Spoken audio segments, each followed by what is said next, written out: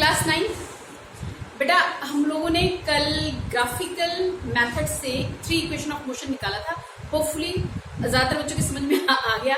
अब जिनके समझ में नहीं आया वो एक बार प्रैक्टिस कर लेना, वीडियो भेजी हुई है मैंने।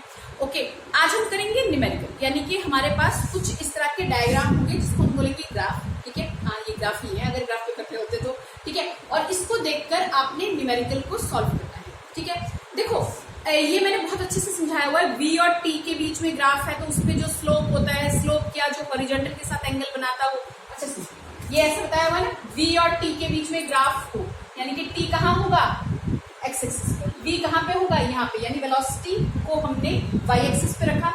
इसके बीच में जो स्लोप होता है यानी making an angle sum theta, ये हमें क्या देता है, बालकों एक्सेलरेशन देता है। ठीक है, बिल्कुल ऐसा ही ग्राफ हमारे लिए किसके लिए बनता है, डिस्प्लेसमेंट टाइम या डिस्टेंस टाइम। देखो घबराओ नहीं, 4 तरह से ही ग्राफ को डिस्ट्रीब्यूट करेंगे। एक हो गया हमारा डिस्टेंस और डिस्प्लेसमेंट, दोनों में से कोई सा।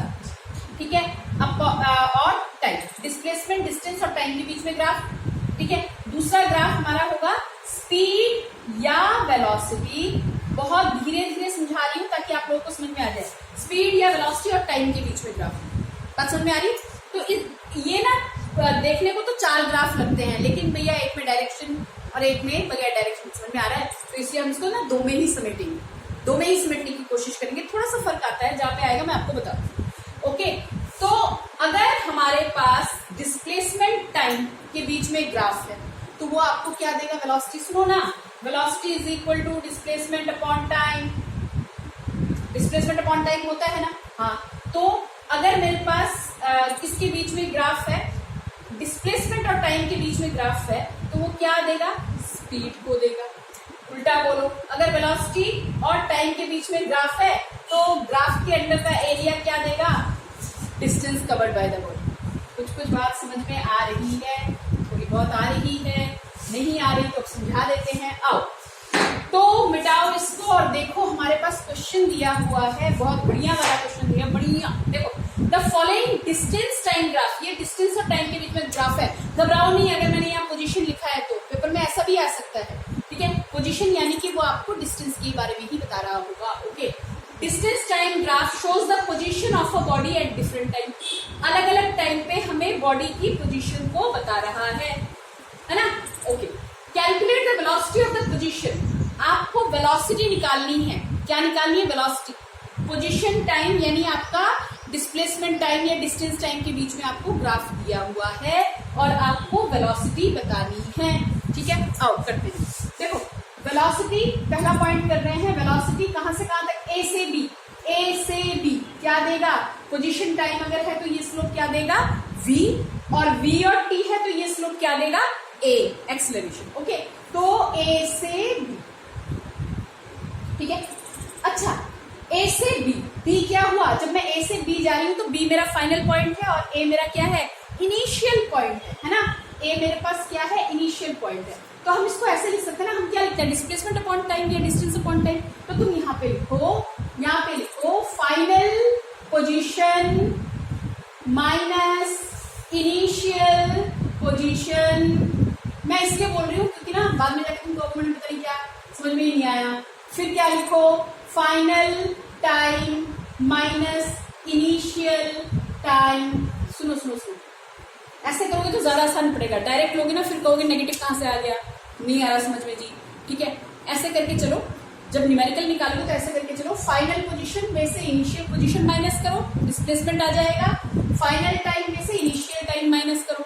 देखो सुनो, अगर हम इस ग्राफ को देखें तो फाइनल पोजीशन क्या है, 3 पे है, यानी 3 मीटर।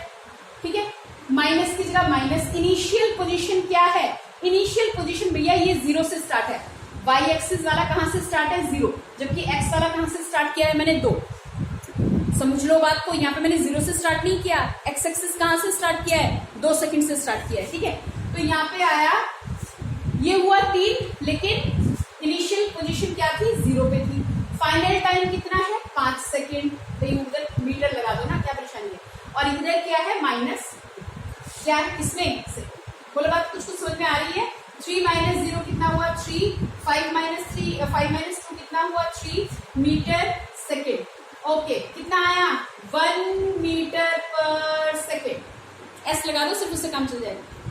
बोलो बस में, बहुत आसान है। आ जाओ अगला क्वेश्चन, अगला पार्ट, क्वेश्चन नहीं अगला पार्ट। B से C पे velocity, calculate velocity of the position from B to C, minus नहीं है, B टू C। तो velocity from B to C, फिर से क्या लिखेंगे, ये वाला फॉर्मूला दोहराएंगे। फाइनल पोजीशन, अच्छा B से C वो 3 मीटर पे था, तो 3 मीटर पे ही रहा, कहीं नहीं गया। कहां पे रहा, 3 मीटर। तो यानी बॉडी किस पे दिख रही है, डेस्क। अच्छा वेलोसिटी हुई क्या, B से C यानी ये क्या है फाइनल पॉइंट, तो C पे हमारा पोजीशन क्या है 3 माइनस इनिशियल पोजीशन, B से C चला ना, तो C फाइनल पॉइंट हुआ, B इनिशियल पॉइंट हुआ, तो 3 माइनस 3, टाइम कितना, फाइनल टाइम कितना 7, इनिशियल टाइम कितना था 5 से 7 के बीच में तो B से C है ना। तो यहाँ पे कितना आया 0/2 इज इक्वल टू मीटर पर सेकंड लगा दो, क्या परेशानी है, कुछ परेशानी नहीं है। हाँ मीटर ऊपर सेकंड नीचे, 0 मीटर पर, समझे, यानी बॉडी किस पे, समझ गया बच्चा है। अच्छा थर्ड पार्ट करो, जरा चिल्लाने की जरूरत नहीं, आओ थर्ड पार्ट करते हैं। आइए आइए आइए। ओके थर्ड में क्या बोल रहा है, जरा खुद से बना के देखो ना।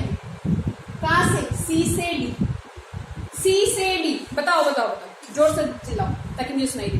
C से D, C इनिशियल पॉइंट हुआ, D फाइनल पॉइंट हुआ। तो जब हम C से D पे उतरे तो पोजीशन हमारी क्या है, 0 पे वापस आ गए। भाई यहाँ पे टाइम भी तो बढ़ रहा है, ऊपर से नीचे उतर रहे हो तो उधर से क्या हुआ 0 भी तो हुआ।